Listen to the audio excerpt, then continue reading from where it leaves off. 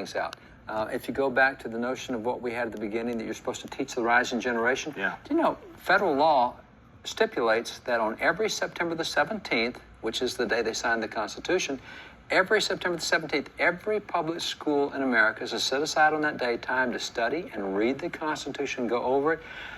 And according to the Department of Education and federal agencies, 90% of public schools do not follow that law. Don't follow that law. Don't follow really? that law. So even though that's federal law, that we're to teach the Constitution, 90% of public schools. So what can I do about that in my community? Here's what you do. You go say, hey, can I come in to a 5th grade class and give a 30-minute presentation of the Constitution? I've just learned 10 lessons here, and I want to go through and I want to show you what Article 1 is, Article 2 is, I want to show you the success of America compared to every other nation. I want to show you why we've been successful. I want to show you what our freedoms are. I want to show you the Declaration, the 6 principles. Wait a minute, are you suggesting that we could actually produce ambassadors for the Constitution all over the country in the local school districts? And you know what? I'll bet you can go to the local businesses around. Go to the auto supply shop. Go to the restaurants. Go to the folks and say, hey, will you guys contribute? We want to leave a copy of the Constitution with every 5th grader in every school around us. Because you can get those things for cheap. They're relatively cheap.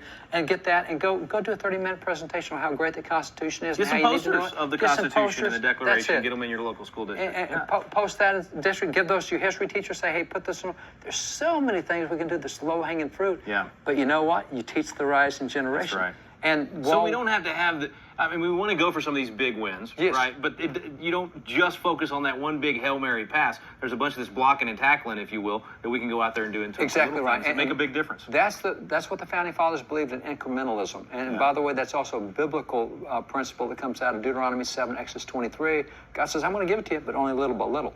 And so, as you said, any football team that goes for a Hail Mary pass every play will lose a game. You know, they'll connect about 1 out of 50.